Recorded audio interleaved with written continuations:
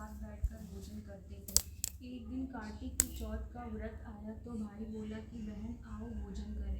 बहन बोली कि आज करवा चौथ का व्रत है, चांद उगने पर ही खाऊंगी। तब भाइयों ने सोचा कि चांद उगने तक बहन भूखी रहेगी, तो एक भाई ने दिया जलाया, दूसरे भाई ने छलनी लेकर उसे ढका और नकली चांद दिखाकर बहन से कहने लगे कि चल चांद उग आया है, अर्घ दे ले।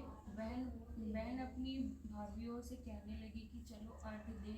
तो भाभियाँ बोली तुम्हारा चांद उगा होगा, हमारा चांद तो रात को उगेगा। बहन ने जब अकेले ही अर्घ दे दिया और खाने लगी तो पहले ही ग्रास में बाल आ गया, दूसरे ग्रास में कंकड़ आया और तीसरा ग्रास मुंह की ओर किया तो उसकी ससुराल से संदेशा आया कि उसका पति बहुत बीमार है, जल्दी भेजो। माँ ने तब लड़की को विदा किया और कहा कि रास्ते में जो भी मिले उसके पाँव लगना और जो कोई सुहाग का आशीष दे तो उसके पल्ले में गांठ लगाकर उसे कुछ रुपए दे देना। बहन जब भाइयों से विदा हुई तो रास्ते में जो भी मिला उसने यही आशीर्वाद दी, तो तुम 7 भाइयों की बहन, तुम्हारे भाई सुखी रहे और तुम उनका सुख देखो। ए अतरा ईबा को ले जाओ बेटा।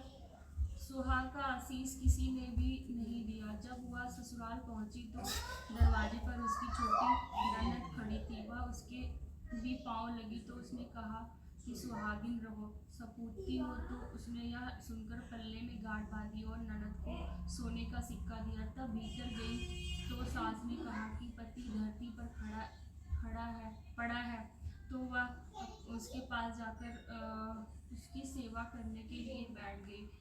बाद